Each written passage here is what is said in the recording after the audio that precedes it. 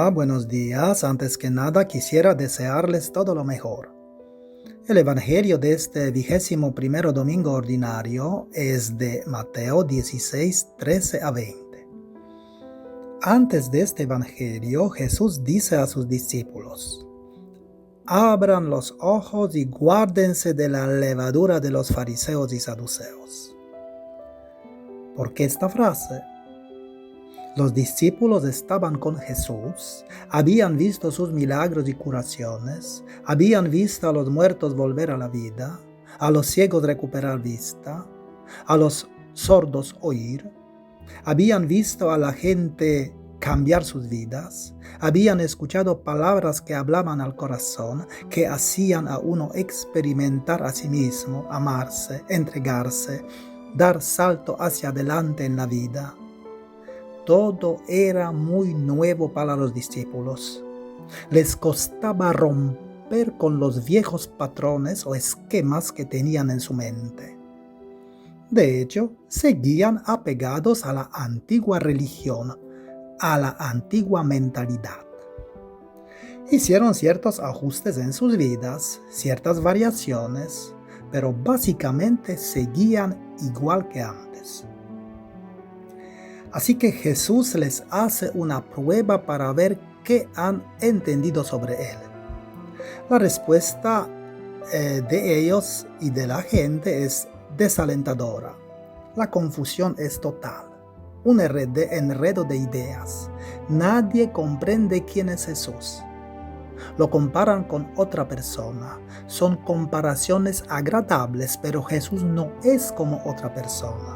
Jesús es Jesús y sobre todo Jesús es completamente diferente de otros. La gente y los discípulos no ven a Jesús tal como es. Lo ven según sus viejos esquemas mentales. Según ellos se parece a Jeremías, Elías o Juan el Bautista. Es un poco como cuando te dicen: eres como tu padre, eres igual a tu madre. Y tú has de responder: yo soy yo. Son ustedes quienes quieren ver en mí a alguien distinto. Algo parecido sucede con los discípulos. Para unos Jesús es un profeta, quizás Jeremías. Es como si dijeran: eres realmente grande, Jesús. Eres un gran profeta, como Jeremías. Los profetas fueron quienes, cuando Israel perdió el rumbo de la vida, decían: si no se arrepienten, el castigo de Dios no tardará en llegar. Pero Jesús no es así, es totalmente diferente. Para otros, Jesús es como Juan el Bautista. El Bautista era un gran moralizador. Él había dicho: hagan obras de misericordia, arrepiéntense, conviértense y bautícense mientras haya tiempo, porque pronto vendrá el Mesías y será demasiado tarde. Pero Jesús nunca obligaba o forzaba a nadie, ni chantajeaba a nadie. Su propuesta siempre ha sido libre. Si quieres, puedes seguirme. La gente lo seguía porque sentía la belleza, la fuerza, la vitalidad que él transmitía, la confianza que infundía. Para otros aún, Jesús es como Elías. Elías había sido ferviente defensor de Dios. Proclamaba a un Dios severo, duro, rígido y patriarcal, que no admitía más que un camino, una verdad, una ley. Mandó matar a 450 profetas de Baal, masacrándolos uno por uno. En otra ocasión había pedido que Dios bajara fuego del cielo para devorar a 100 hombres. Y bajó el fuego y los devoró a todos. Todo esto solo para demostrar que era un hombre de Dios. Sin embargo, Jesús no se parece nada a Elías. Por supuesto, la gente y los discípulos lo querían así. Querían un hombre fuerte y poderoso que arreglará todo con fuerza. Pero Jesús no era así. No había ni un rastro de violencia en él. En realidad los discípulos vieron en Jesús lo que tenían en su mente. Un profeta, quizás el mejor, pero no a Jesús mismo. En aquella época, los profetas eran quienes recordaban a la gente lo que debía hacer. El profeta decía: si haces esto, estás equivocado. Si haces aquello, te alejas de Dios. Si haces esto, estás pecando. Si haces aquello, lo haces bien. Si no haces esto, no es nada bueno. Si no haces aquello, no cumples la ley. Pero Jesús no es un profeta según el modelo de aquella época. Jesús es profeta porque muestra al verdadero rostro de Dios. La autoridad religiosa y profética de aquella época se fundaba en dos principios: el miedo y la obediencia. Cuando los sacerdotes y las leyes religiosas decían que no cumplías las leyes, te llenabas de miedo, porque Dios era aquel a quien se temía. Pero ¿puede Dios estar contento con tu devoción cuando tienes miedo? ¿Y qué Dios es este que te castiga si cometes errores? ¿Cómo puede amar un Dios así? No es un Dios del amor, es un Dios del miedo, un Dios que castiga cuando cometes pecados. En cambio, Jesús muestra el rostro de Dios que ama incondicionalmente. Así que, si alguien te muestra al Dios del miedo, no le hagas caso. Cierta anciana rezaba rosario entero todos los días. Si un día no pudiera hacerlo, pues le faltó una parte del rosario, al día siguiente tendría que compensarlo. Y aunque intentaras explicarle que Dios no se enfada con ella cuando reza menos, no la aceptaba. Lo hacía por miedo. Es difícil dejar atrás el temor de Dios. Es difícil creer que Dios nos ama más allá de nuestros méritos y de lo que hacemos. Nos cuesta aceptar que no hay razón para temerle. La segunda cosa es la obediencia. Si la religión decía una cosa, uno lo cumplía obedientemente. Uno pensaba que la religión tiene toda la verdad, pero no es así. Solo Dios puede tener toda la verdad. De modo que en aquel tiempo la gente era sumisa y obediente.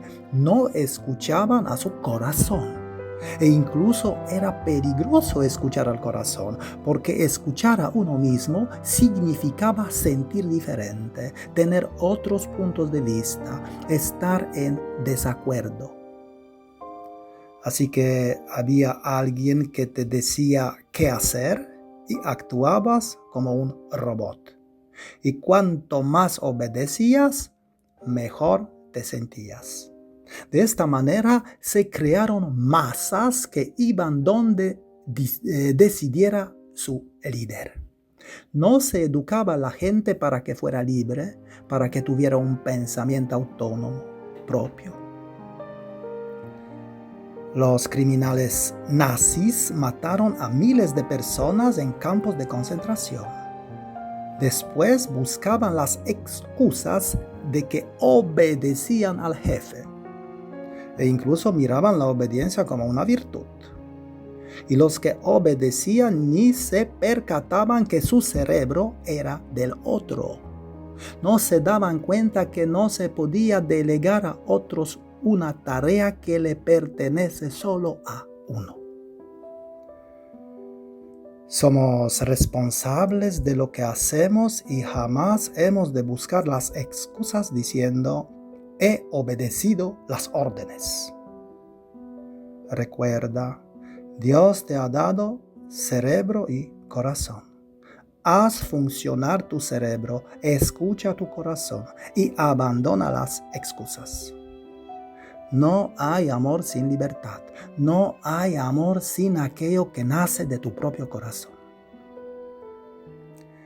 Cierta madre siempre le dice a su hija, pero ¿por qué no te juntas con Carlos? Mira, tiene un buen trabajo, es un buen tipo, es estimado y querido por todos. Es que yo no lo quiero, mamá. Pero la mamá sigue insistiendo hasta que la hija se casa. No es difícil adivinar que su matrimonio ha sido un fracaso. Es bueno también saber que la raíz de la palabra obedecer viene del latín obedire, que combina el prefijo ob, que quiere decir hacia, desde, y el verbo audire, que quiere decir escuchar. Así que la palabra obedire significa literalmente escuchar desde dentro. En ese sentido, la obediencia no es hacer lo que alguien quiere que hagas, lo que te mandan, lo que dicen los de arriba. Más bien esto es esclavitud. Audire significa escuchar atentamente, obedecer a lo que hay dentro de ti, escuchar a tu corazón y mantenerte fiel a él. Escuchar al Dios que hay en ti. Cuando los discípulos miraban a Jesús, lo miraban con las antiguas categorías, miedo y obediencia. Pero la obediencia la comprendían como sumisión. Y cuando Jesús les hace la gran pregunta, ¿y ustedes quién dicen que soy yo? En realidad no saben la respuesta. Aún no lo han entendido.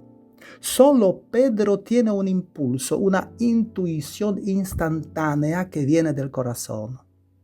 Tú no eres un profeta, tú eres el Cristo, el Hijo de Dios vivo. En realidad, Jesús ya había sido reconocido por los discípulos como el Hijo de Dios en Mateo 14:33. Pero ellos no entendían lo que significaba Hijo de Dios.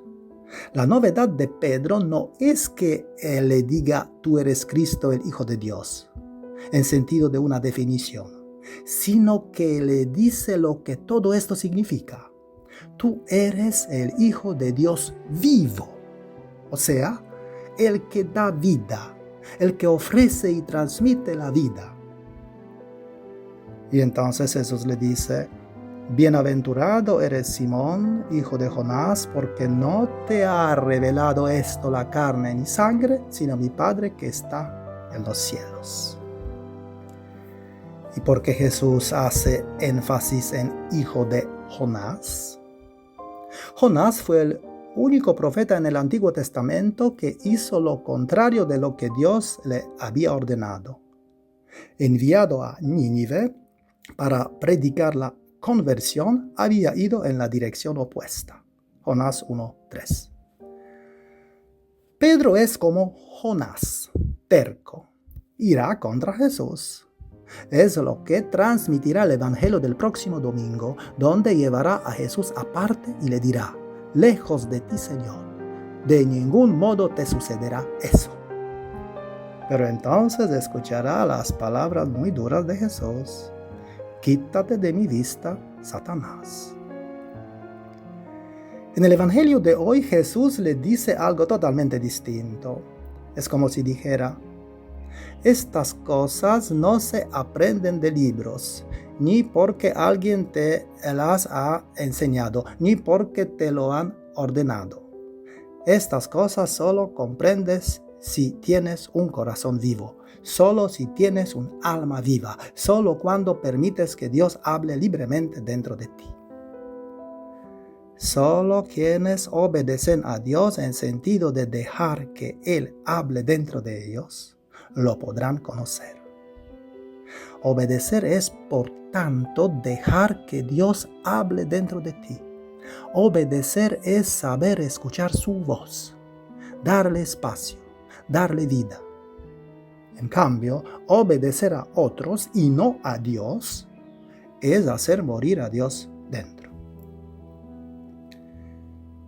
Dice después Jesús: sobre esta roca edificaré mi iglesia y las puertas de Hades no prevalecerán contra ella.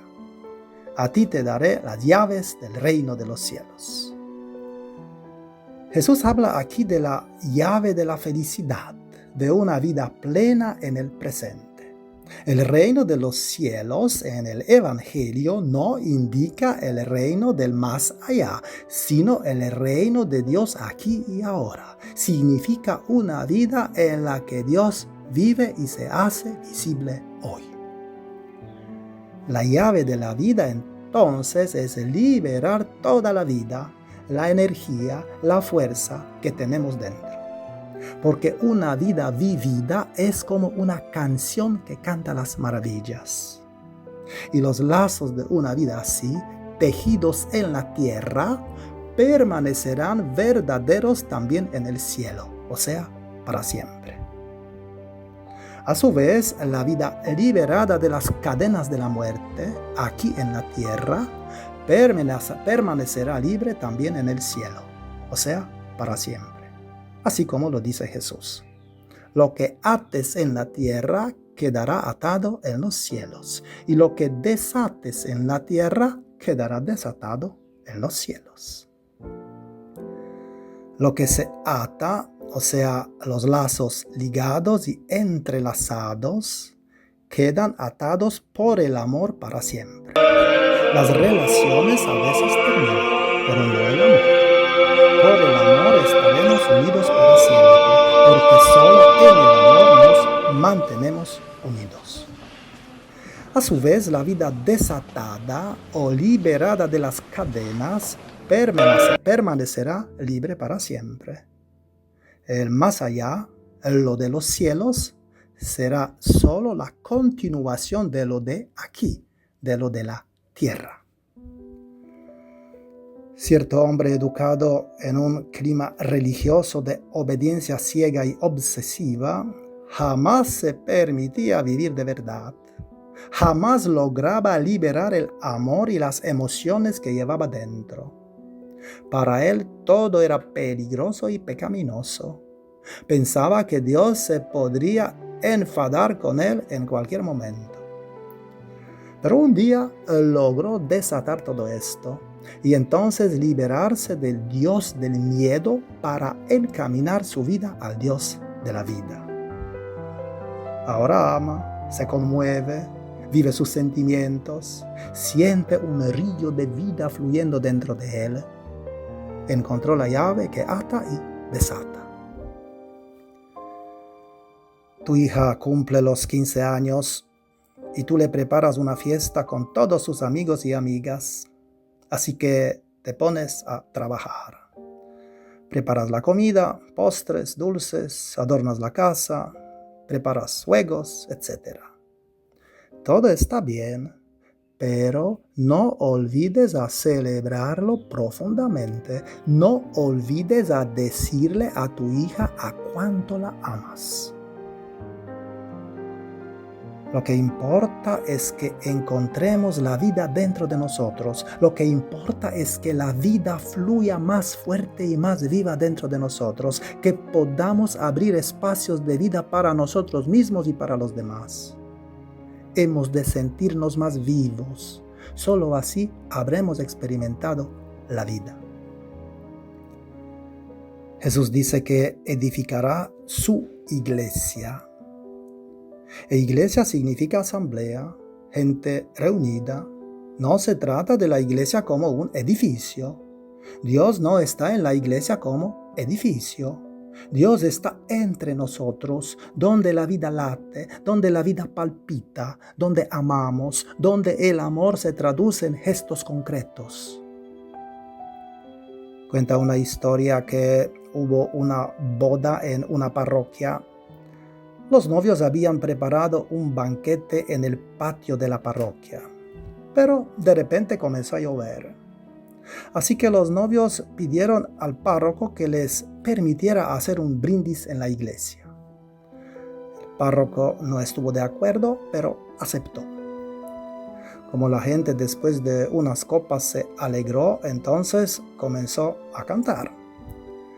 El párroco se volvió muy tenso. Enseguida entró en la iglesia y comenzó a gritar: «Esto ya es demasiado. Ustedes perdieron la cabeza. Se marcharán de aquí inmediatamente». Entonces la esposa recién casada le dijo: «Padre Antonio, no debemos olvidar que Jesús mismo participó en un banquete de la boda en Caná de Galilea». El padre, muy molesto, dijo: «Sé muy bien que Jesucristo asistió a un banquete de bodas. No tienes que venir a decírmelo. Pero ahí no tenían el Santísimo Sacramento». Y los sacó fuera a todos. Este es el gran peligro, que el Santísimo Sacramento se vuelva más importante que Jesucristo, que la adoración se vuelva más importante que el amor al prójimo, y que las normas y leyes se vuelvan más importantes que la vida. Dios es vida. Él vive y está presente donde la vida se libera y se expresa. ¿Y qué mensaje puedo llevar conmigo para contemplarlo en esta semana? Quizás el siguiente. Dios quiere la vida plena. Donde hay vida plena, ahí está Dios. Donde hay vida intensa, ahí está Él.